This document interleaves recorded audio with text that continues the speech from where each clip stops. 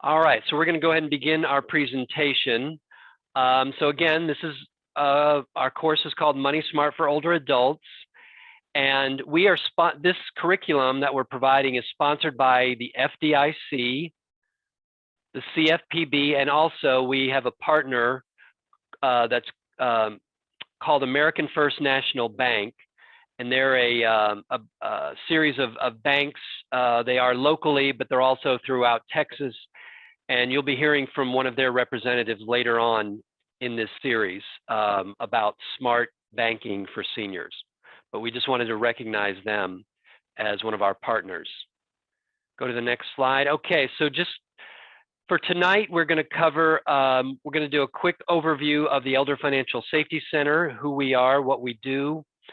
We're going to talk about why we have Moneysmart, why do we provide the Moneysmart curriculum. And then we're going to focus on our main topic, which is fraud, scams, and exploitation.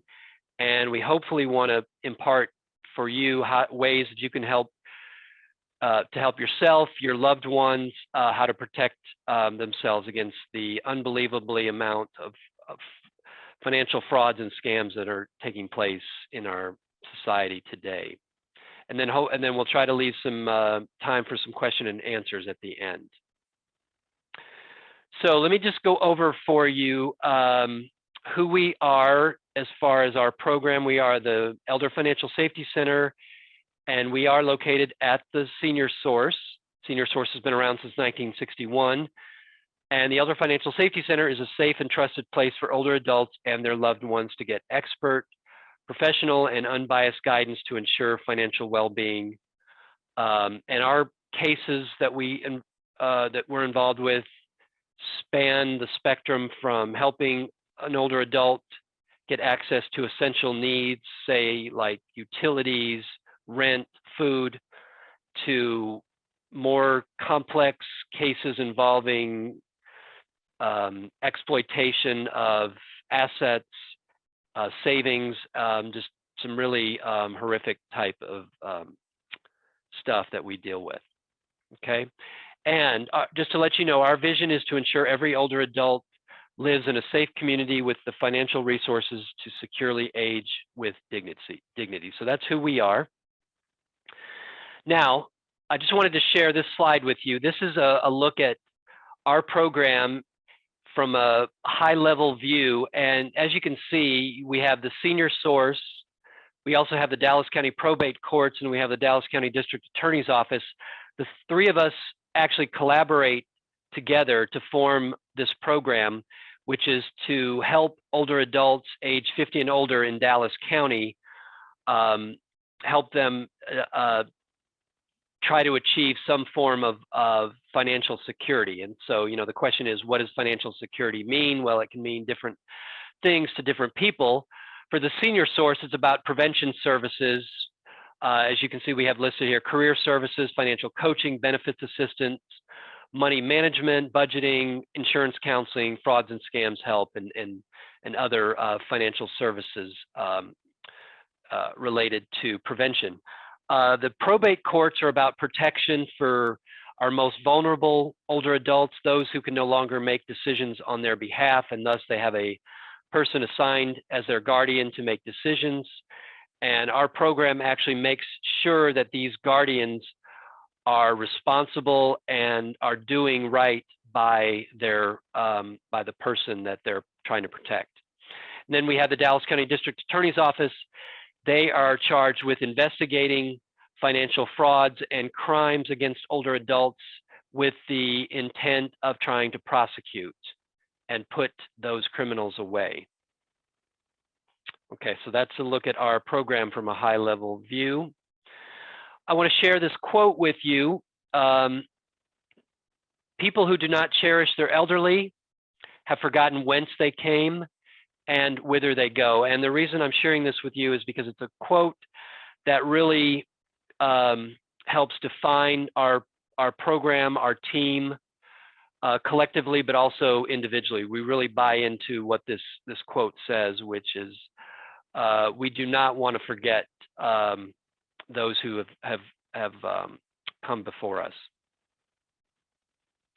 And so now I want you to take a look at, these are the faces of our program, 11 individuals. You'll meet many of them during this Moneysmart series.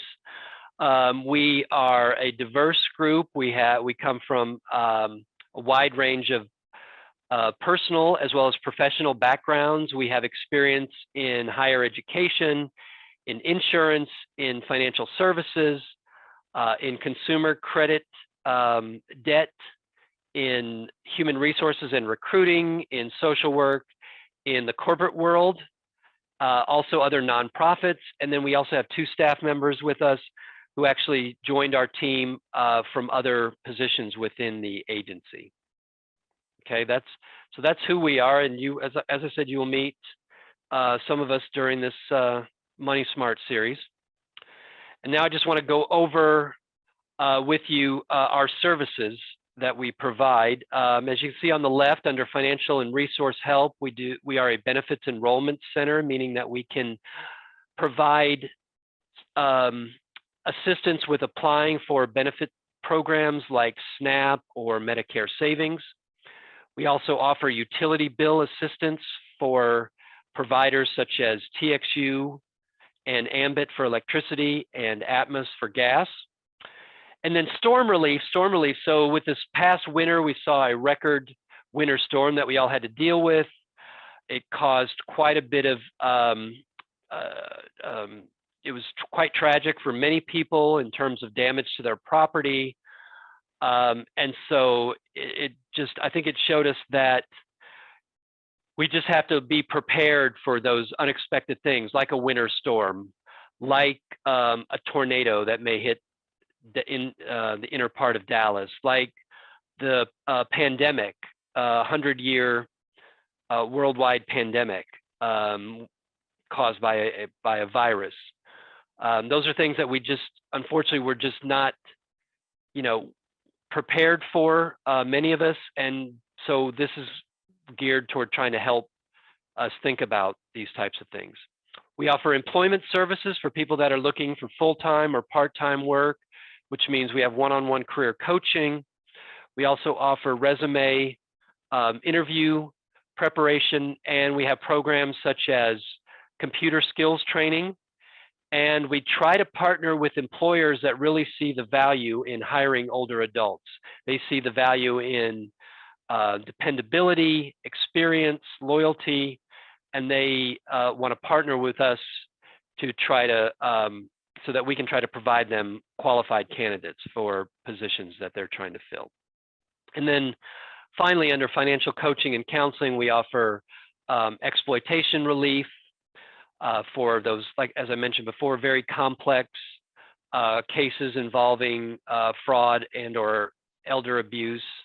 Financial literacy, which is what we are doing tonight. We're providing financial literacy and education to the community.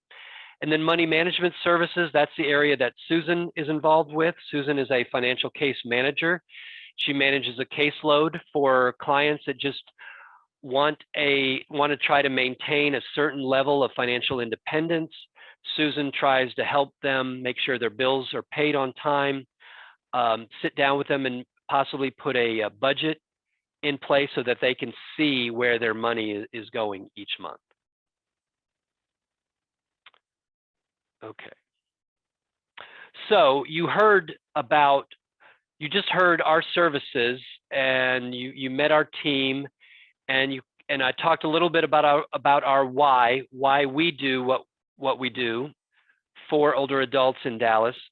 So now I'm asking you, those of you who are joining us this evening, why are you choosing to be with us this evening for this Moneysmart class? And so let me see, I'm going to try to execute a poll that I've created. And so let me see. Okay, would you read it, Susan? Yeah, so the question is, why are you here tonight? And the first one is focus on my finances.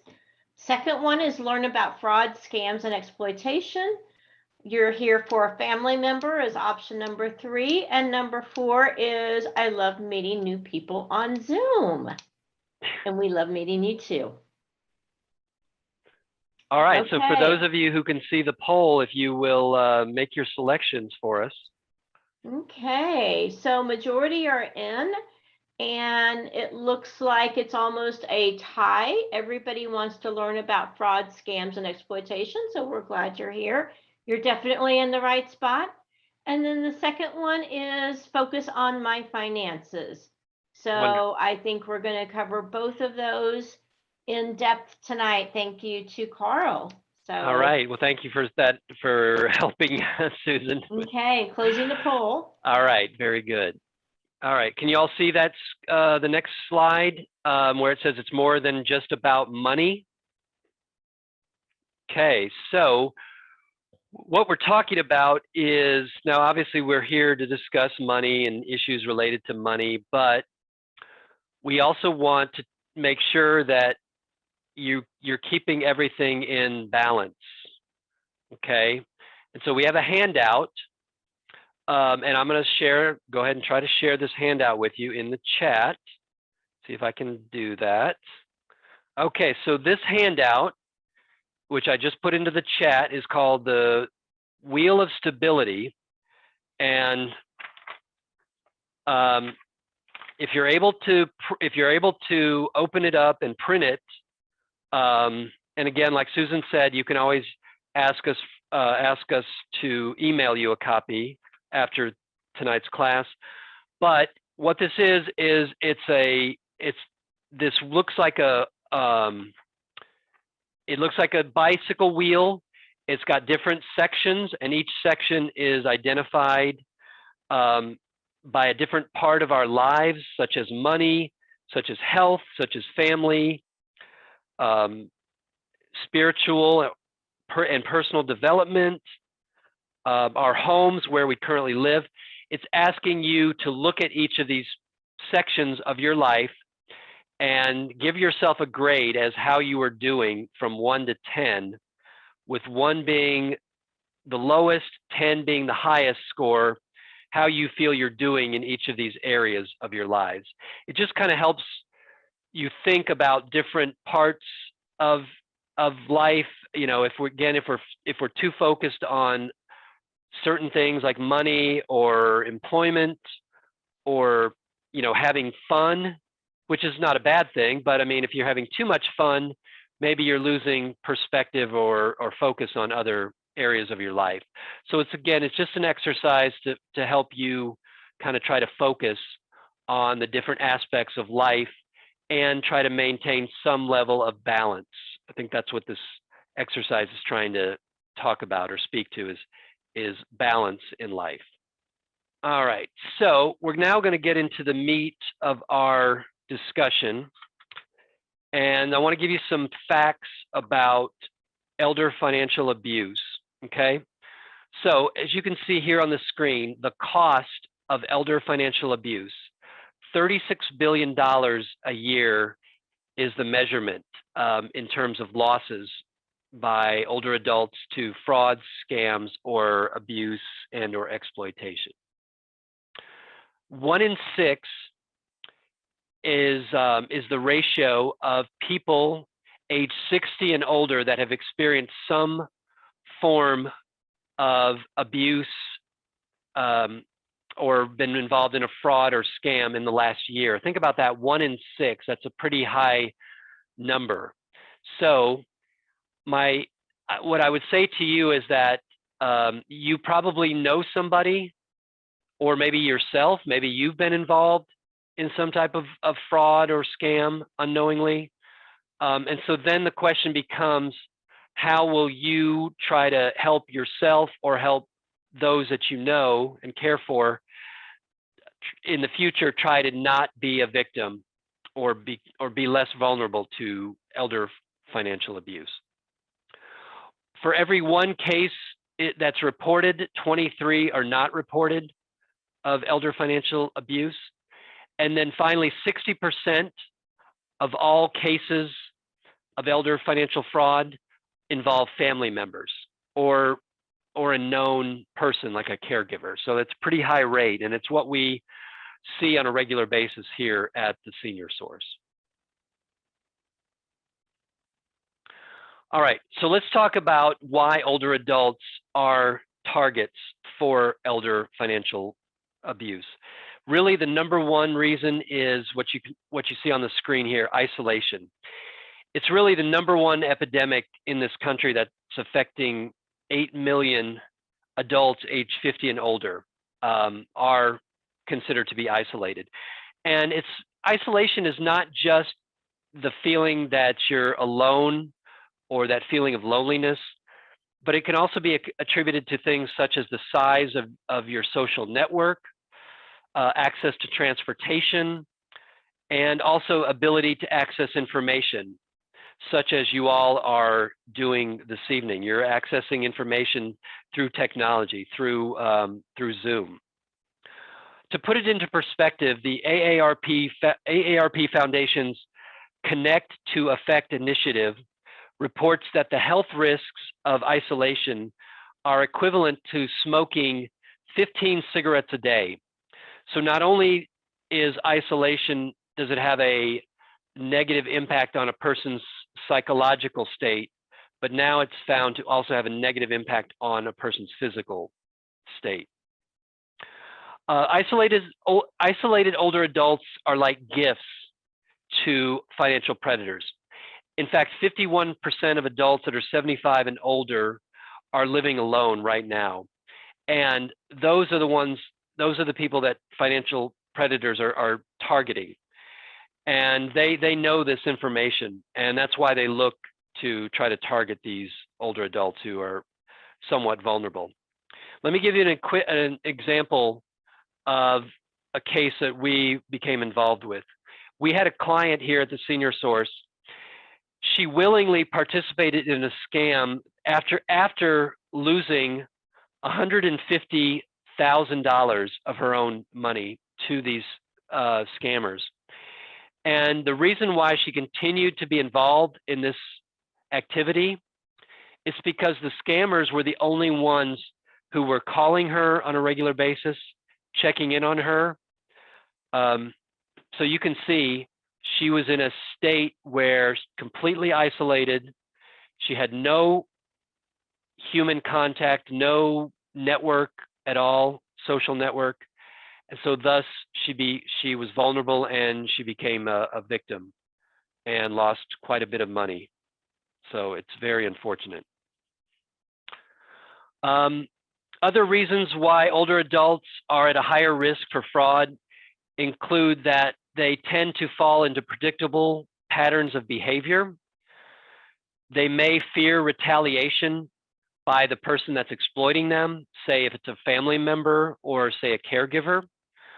Many older adults are just unfamiliar with managing their financial affairs, such as say a widow or widower who has not had that direct experience with financial matters, and now they are charged with having to manage those things. Just general cognitive impairment as we get older. It's just natural. Science tells us that we experience impairment to the frontal lobe. Many times it's like the way teenagers develop. I mean, teenagers are said that their frontal lobes are not quite fully developed. So as older adults, as we become older, we kind of become more like teenagers because we do see just naturally a decline in cognitive abilities. And then just generally, people that have not taken the time to plan when the time comes and they're no longer able to make those decisions, those financial decisions, due to, say, a loss of mental capacity, and then thus they become vulnerable to scams.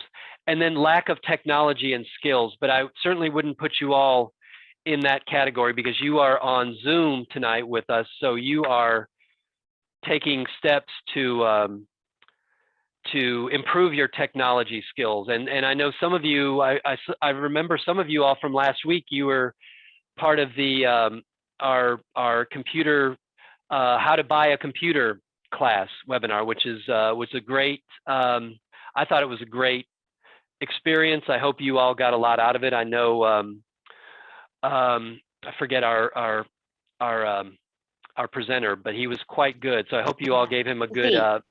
What's that? It was Zeke. Zeke, from Senior Planet. yes. I hope you all gave Zeke a good score, a good good result on the survey. So, all right. Since the pandemic has started, you know, frauds and scams were happening well before the pandemic, the COVID-19 pandemic started, but we've seen an acceleration in these types of frauds and scams, like robocalls, scams related to COVID-19 as far as testing and treatment, supply and provider scams involving related to COVID-19, charity scams, phishing scams. Phishing scams are when you get emails or text messages wanting you to click on a link which draws you in, and then they hope that they can get at your personal information. Compassion and romance scams. We see people connecting. Obviously, more people are now online with social distancing. People are online with people they've never met in person, and thus that opens them up to these types of frauds and scams.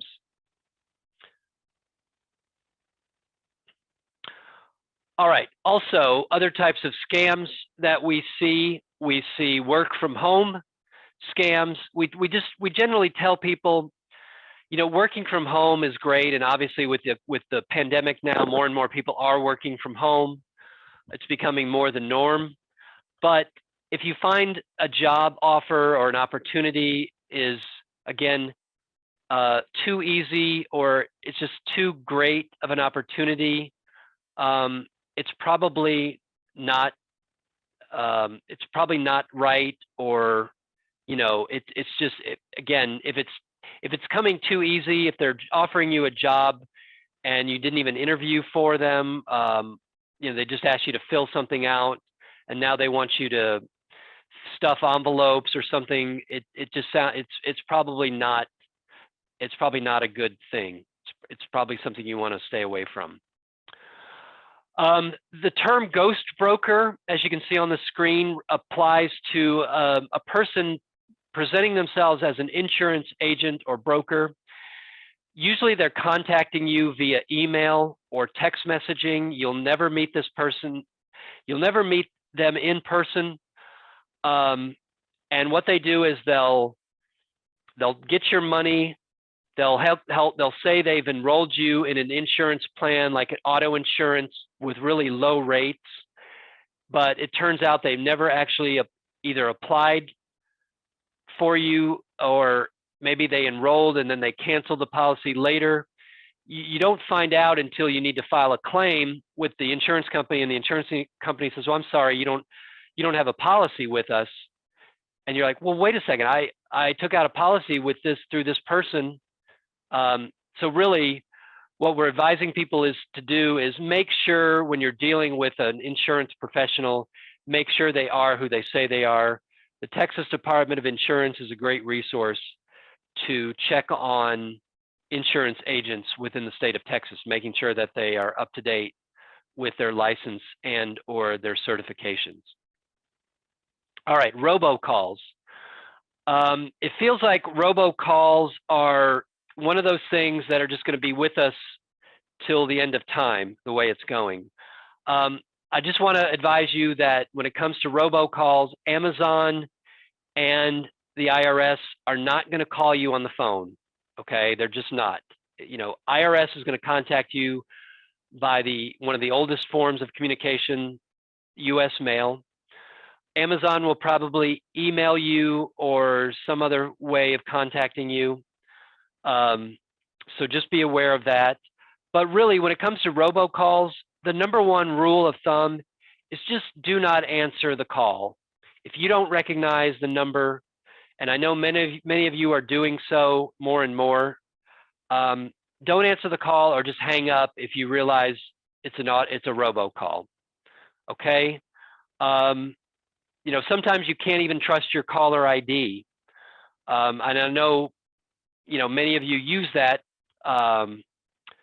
feature on your phones. For me, many times I use AT&T as my carrier. I get the scam risk notice on my phone, and I just delete the call or end it. I don't even go there. Don't ever transfer money to someone just because you were told to, or someone from cybersecurity contacted you and told you to go out and buy some gift cards, and then send them the card ID numbers. That's just not the way. That's just not the way to go about handling these things. Okay, if you're getting robocalls, and if you feel like maybe you've gotten in contact with someone who's involved in a robocall and you have their information, then by all means you can contact the Federal Trade Commission and report the robocall or the fraud or scam that you're involved with. All right, romance scams. All right, I just touched on this a little bit during our talk about COVID-19. It's really accelerating out there with social media. Again, more and more people are online now that they are trying to social distance, and it's not quite 100% safe to meet people in person. Some of the statistics involved in romance scams: $304 billion lost in 2020, and that's increased almost by 100% over 2019. If you're involved in dating apps, it's fine. I know that's the way. A lot of times that's the way to meet people these days, but really be careful with these dating apps and with social media when it comes to meeting strangers. Okay, and also we've seen gift card use increase by 70%, and that's because of these romance scams. Okay, people are asking another person to send them money so that they can buy a plane ticket and then meet them at a designated location. And then that person says, oh, you know what? My flight was canceled because of COVID-19. I'm sorry, we're just not going to be able to meet in person just yet. We'll just have to continue this relationship online. Okay, so that's really a red flag for someone when something like that is going on. Many times it could be a person presenting themselves as in the military. They're stationed overseas. They've gotten some time away from the military, a break, 3-day pass, whatever they call it. They have a chance to meet you in person. They just want to fly to a designated spot to meet you. Please beware of that type of situation. How to avoid romance scams. So as we said, never send money or gifts. And even if they are sending you money first, don't fall for it. If you're involved in a online romance, maybe talk to someone that you really trust, another person, an outside person, a third party. Talk to them, get their opinion about it, really tell them what you know, be honest with them.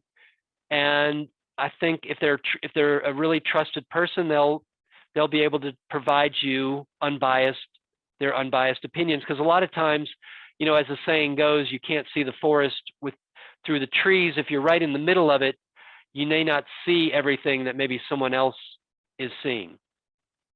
Take it slowly. There's no rush. Okay. I know sometimes these things can just accelerate, but just take it very slowly. Be cautious. Ask a lot of questions and look for inconsistencies in the answers or information that you're getting. You can try a reverse image search of profile pictures. If someone is posting a picture or sending you a picture that says, this is who I am, maybe it's not really them. Maybe it's a famous person. They just borrowed the picture. Well, you can take that picture and do a search online and see if it comes up with another person's identity. Okay. And then the Federal Trade Commission, there's a link, ftc.gov /romance scams. And I'm going to go ahead and put in the chat now. I have a handout on romance scams that I want to provide you. So let me, okay, there's the Word document that I just put into the chat. So if you're able to access that, there you go. And if not, like I said, you can email us and we will certainly provide you these handouts through email. All right, let's talk about red flags, how to spot scams. All right, so let me find my notes here.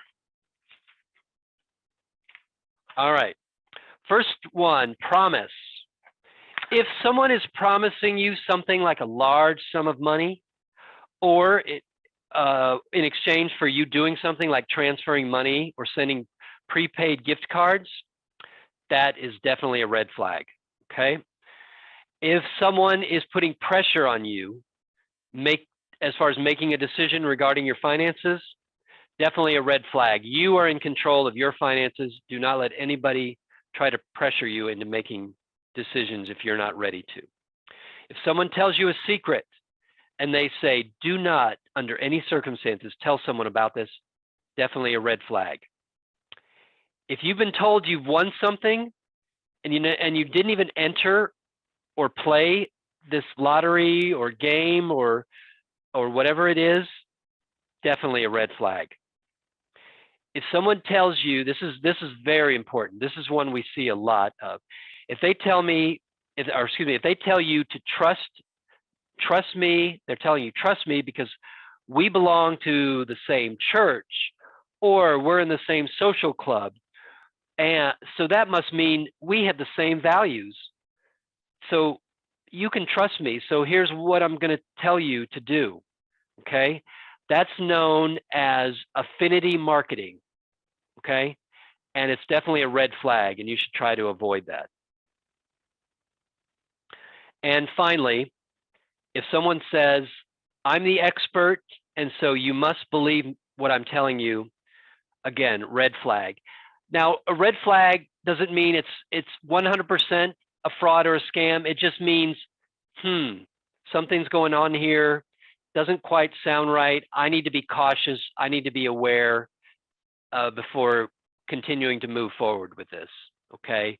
It's all about you staying in control of your situation. All right, now let's talk about this very common type of fraud and scam, identity theft. It's what it's about is trying to get at another person's personal information. Okay, getting a social security number, getting debit card or credit card information. Again, information that a person can then use to present themselves as that person that they stole from and get access to not only their money, but maybe their credit, open up things like lines of credit and just for their own financial gain. All right, warning signs that there may be identity fraud going on. Mistakes on accounts or your explanation of medical benefits, there's mistakes. Could mean that somebody is using your health insurance information. That's a warning sign. If bills go missing, you don't know what happened, you're no longer getting bills that you should, that's a warning sign. If you're receiving debt collector calls or notices from the IRS, definitely a warning sign that there could be some insurance identity fraud going on. If payments have been declined, medical claims are rejected, could mean, again, someone's using your health insurance information to receive services, and thus when you try to access that, your claims are being denied.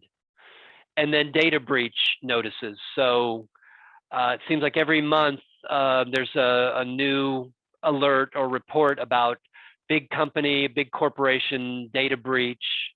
So just again, we have to be very cautious about protecting our personal information.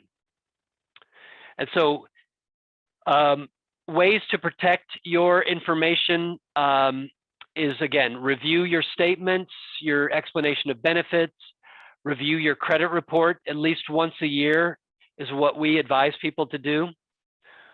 Keep your belongings secure. Don't let people get access to your personal information, your wallet.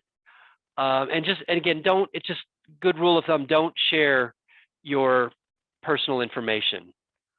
Online safety, very important if you're online and you're doing business. Keep your information safe. And then this website here, optoutprescreen.com, is a place where you can opt out of receiving offers for pre-approved credit lines of credit. If you want to be the one initiating getting credit for yourself, then you can do so. You contact the credit providers. Don't let them be sending you all of these notices that could be intercepted or fall into the wrong hands. And then do not call.gov is just the phone call registry to take your name off the list for marketing, for telemarketers. It's really for the companies that follow the rules. Robocalls or people that don't follow the rules are not going to follow this list. And again, so if you are unfortunately a victim to personal information theft or fraud, we advise that you do things like file a police report, order credit reports, notify financial institutions, monitor your statements, change your passwords. I know we hate to do things like changing passwords. We like the consistency of it, but that's the thing is if these hackers can figure out your password, then they can get into your accounts and get at your information. The Federal Trade Commission has a way of creating a identity theft affidavit, and thus that helps you prove your case that you were a victim of identity theft.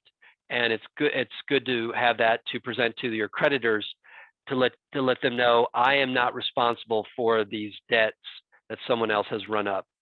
You can do things like issuing a fraud alert or even a credit freeze. Again, eliminating access to your credit, it adds another level of security and control for you when it comes to your credit. You can file your taxes early during tax filing season. This way, no one else has an opportunity to use your Social Security number to thus file a fraudulent tax return.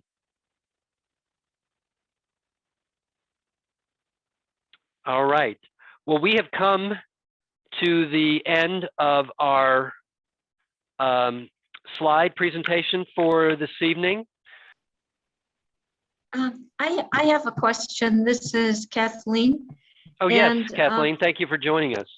No, thank you. It was a great presentation. My question is, yes. I don't quite understand why filing taxes early prevents someone from filing taxes instead. Sure. And also, why do they want to file taxes? Oh, they'll get a refund, I guess. But yeah, could you explain more about the tax part? I'm glad I've got Susan here with me because Susan is a certified tax filing assistant. Did I get that correct, Susan? Yes. Sure.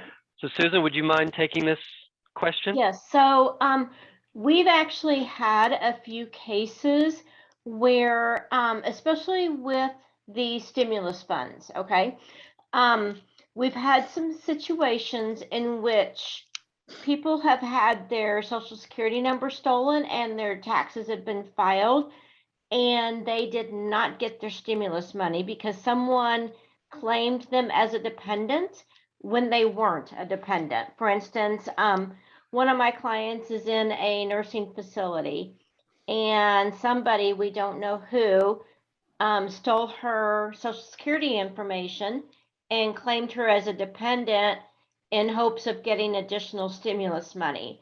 So, our client was unable to get any of her stimulus funds this past year that she should have gotten. And if the reason why we say file your taxes early is that alerts the IRS that you are alive and well and kicking.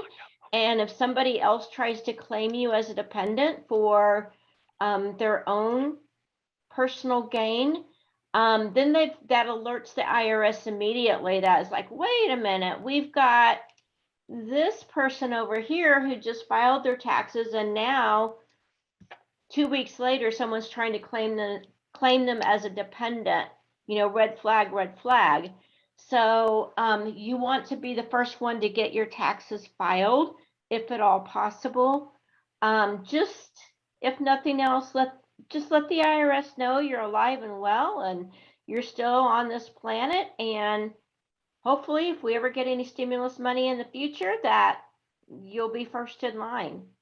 So it just prevents somebody else from stealing your Social Security number and trying to file on your behalf or do something. So what would the IRS do if two people, if I'm using my Social Security number and somebody else also filed using my Social Security number? Would they notify both of us, or what would they do? They would actually start doing an investigation. And they would probably contact, if you filed, let's say you filed as, single because you're widowed or you're divorced and you file single, or maybe you file, with your spouse, you're married filing jointly. They would contact you first, and then they would look into the other person to find out, okay, who is this person? Do they have any connection with you? Do they live in the same town? Same name? And they would start doing an investigation to find out what's going on, and possibly even take some type of criminal prosecution after that person if they intentionally filed using your information. So that surprisingly happens a lot. And especially to seniors who, all you get is Social Security. You don't need to file your taxes because you're no longer working. You no longer have a W-2. You're not required to file taxes. But we saw a lot of our seniors not get stimulus funds for a variety of different reasons. But it's good just to let Uncle Sam know that, hey, I'm still on this planet and I'm alive and well, and if there's any money out there to be handed out for whatever reason, count me in. Does that answer your question? Yeah, that was very helpful. Thank you so much. Okay, you're welcome.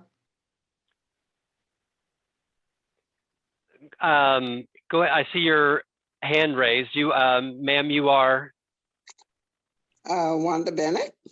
Ms. Bennett, yes. Hello, welcome.